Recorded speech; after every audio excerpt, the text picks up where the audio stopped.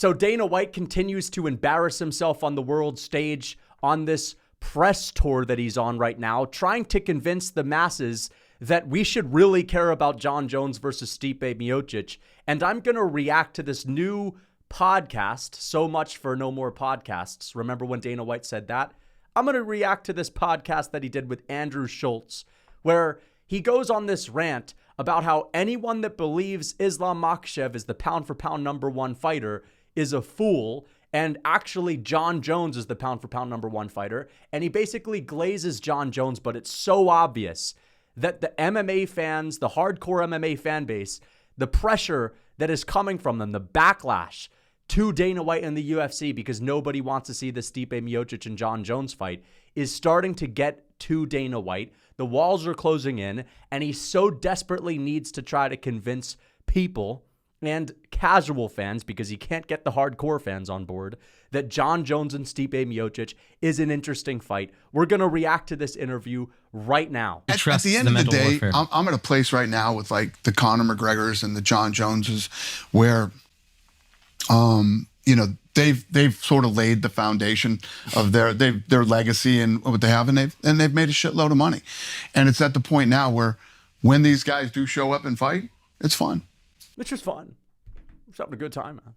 Yeah, it's not about business at all, even though Conor McGregor brings in a lot of money, and that's why we want Conor back. But when Jones fights, man, it's just about fun.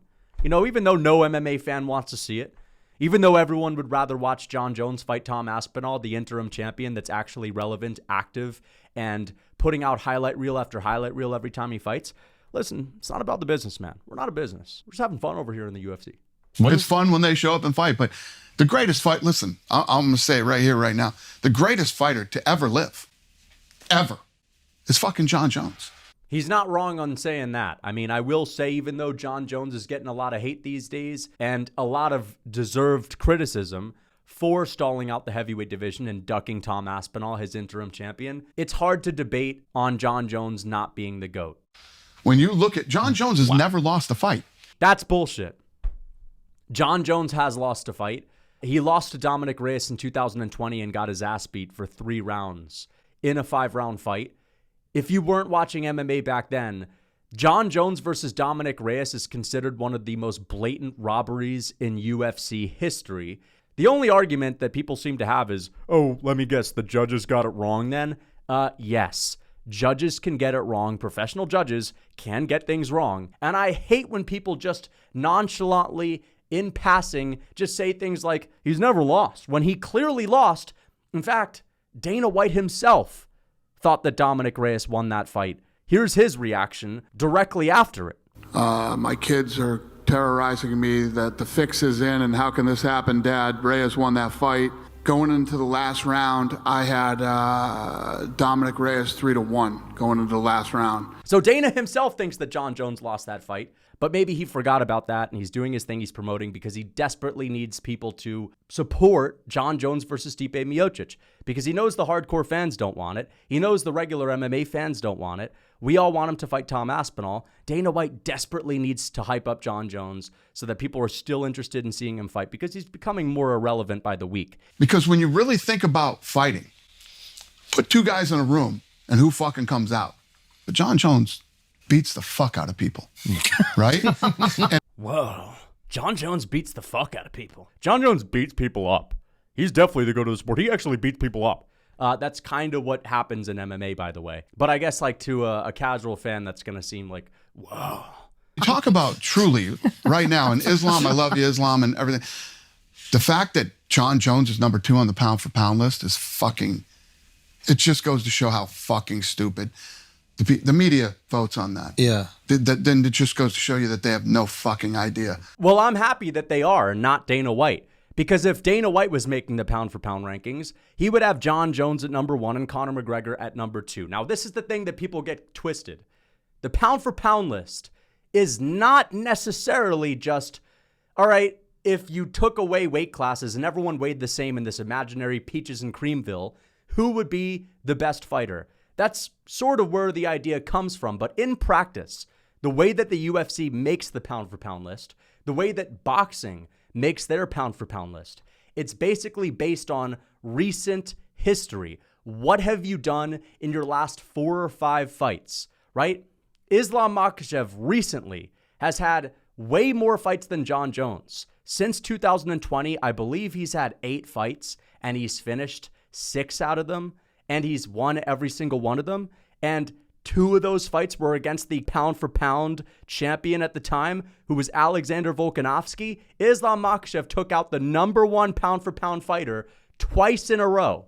Islam Makhachev, before beating Alexander Volkanovski, because people seem to forget, beat Charles Oliveira, who I believe was in the top 5 on the pound-for-pound list. And since then, he's beat Dustin Poirier as well, who used to be a pound-for-pound fighter, who has also beat pound-for-pound fighters like Max Holloway. Jon Jones, since 2020, we're talking about recent history, has lost to Dominick Reyes, who's nowhere near the pound-for-pound list, got his ass kicked against Reyes, lost 3 out of 5 rounds. I don't care if he was on paper awarded the victory.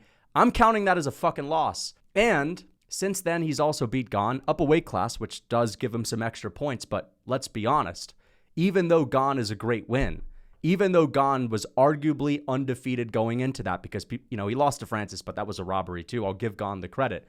Gane wasn't on the pound-for-pound list. Gane was beating up fat heavyweights.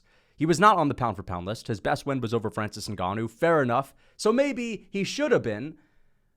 But, it's not taking out the #1 pound-for-pound fighter. And also, you want to talk about pound-for-pound different weight classes. I know Volkanovski was smaller than Islam Makhachev, but that was the best fighter at 145 pounds. And people that know the sport understand that actually when a fighter moves up a weight class, it's not like some pipsqueak that's always totally against the odds. More often than not, when people move up a weight class, they actually succeed more because they have a skill and speed advantage over the heavier fighters. That's why almost every single double champ in UFC history has been one moving up and not down. And that's also why, if you were to take every single fighter that has attempted to become a double champ, most of the time they're moving up, and most of the time they've won. So it's not like, we beat some small fry in Volkanovski. Volkanovski was smaller compared to Islam Makhachev. But again, that doesn't mean it's like an easy win. They know nothing about this fucking sport. Jon Jones has never lost a fight ever. And when you talk about what it really means to be pound for pound, Volkanovski moved up, and it was a very fucking close fight the first time. Know nothing about the sport! Again, this is one of the most casual takes from Dana White. Okay, I get it. Having a weight advantage means something. But why, when we look at the history of the UFC double champ fights, usually when the guy moves up to try to win a second belt, he succeeds? GSP, Henry Cejudo, Daniel Cormier, Jon Jones, Conor McGregor. Izzy couldn't do it. Volk couldn't do it because he's facing Khabib 3.0. But usually they're able to do it.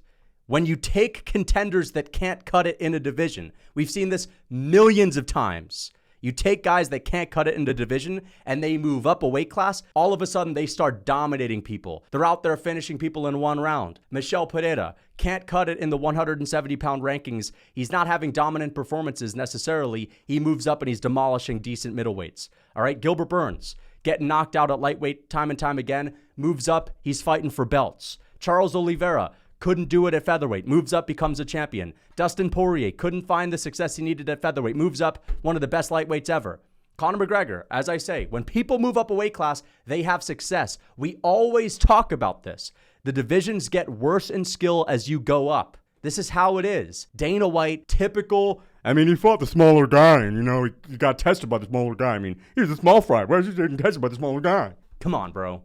Do you know the sport? I don't think you do. Jon Jones moved up. Jon Jones moved up to the shittiest division in the UFC and absolutely decimated Cyril Gane, who had no ability to fight back, looked like he wanted to be playing FIFA instead, one of the least disciplined fighters in the heavyweight division. Let's stop acting like moving into the heavyweight division, you're getting harder fights. Actually, you're getting easier fights. Let's be fucking real, all right? Marcin Tybura is ranked number 8 in the heavyweight division right now.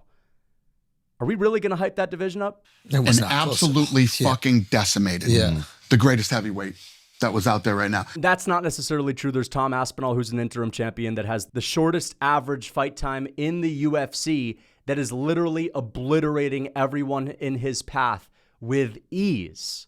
So that's just not true. But I do think that Gane is better than Ngannou. He literally beat him. So you got to give him that credit. He doesn't go for that fucking armbar. He beats Francis Ngannou and becomes the heavyweight champion. Jon Jones walked through him like it was fucking nothing. That's a hardcore take from Dana White. So sometimes Dana's flip-flopping from casual take to hardcore take, from casual take to hardcore take. That's a good take from Dana White. Real hardcore fans know if he doesn't go for that armbar, Ciryl Gane gets the control time over Francis Ngannou and beats him in the 5th round, winning a decision. Still should have won the fight, but you get my point. When you watch the video of him and Cormier, and they don't know that they're live being filmed. Oh, my God. And Cormier says, I had to come over there and spit in your fucking face right now. Yep. And Jon Jones says, I would fucking kill you. Whoa. Someone turn on the light. I need to check under the bed, man. I'm pretty scared. What is this? So we should now be dying to see Jon Jones fight, even though he's totally ruining the heavyweight division by ducking his contender, the only person we care to see him fight. But he said 30 million years ago to Daniel Cormier, I'm going to kill you, in a back and forth exchange that they had. We should really be terrified, and we should really think, wait a second, anything that Jon Jones does, even if it's against Stipe, old man Miocic that hasn't fought in 40 years, we should be dying to see that. Here's our money, Dana White. Jon Jones is the fucking baddest dude to ever be involved in combat. And is that what most fighters probably, if they were honest, would admit?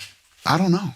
I think Jon Jones is one of those guys that isn't going to really be appreciated till he's gone. It's really ironic that Dana White's saying this, that Jon Jones is one of those guys that's not going to be truly appreciated until it's all said and done with him. First off, I have to say that he has been appreciated throughout his career.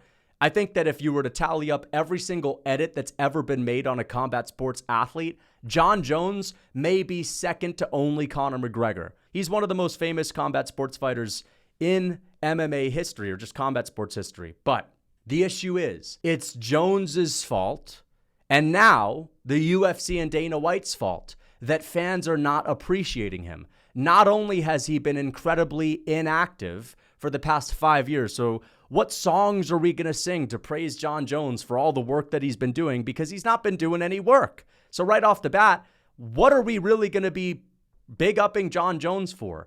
Ducking Tom Aspinall, getting his ass beat by Dominick Reyes and winning an undeserved decision? Not his fault necessarily, but what else? Are we going to be praising Jon Jones for not fighting Francis Ngannou, even though he said right before Francis knocked out Stipe in their rematch that he was 100% going to take on the winner of that fight until Francis Ngannou knocked the fuck out of Stipe Miocic and got ducked for a couple of years? Jon Jones comes back to the UFC as soon as Francis Ngannou leaves. He beats Ciryl Gane.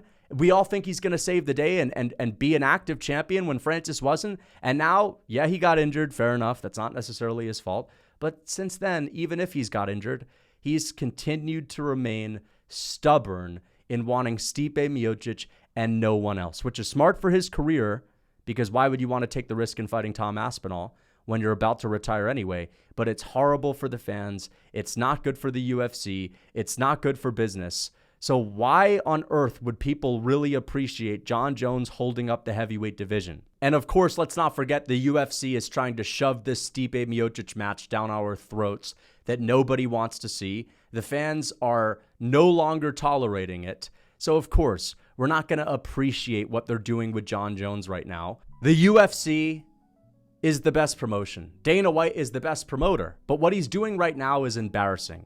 All right? And I think that Dana White is either delusional or he's just doing his best to bullshit us into believing that Jon Jones and Stipe Miocic are still interesting.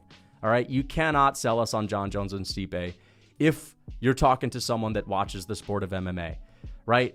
Tom Aspinall, Dana White should be, instead of going on a press tour, hyping up Jon Jones and everything that he hasn't done throughout the past 5 years, should instead, for business and the fans, be hyping up Tom Aspinall. Should be talking about, dude, this guy has the shortest average fight time in the UFC. He's been knocking everyone the fuck out. Forget Stipe Miocic, who, although would have deserved a title fight if this was 2022, well, he's been out for 4 years and he's coming off of a knockout loss. And, you know, we're just not interested in that anymore. The ship has sailed.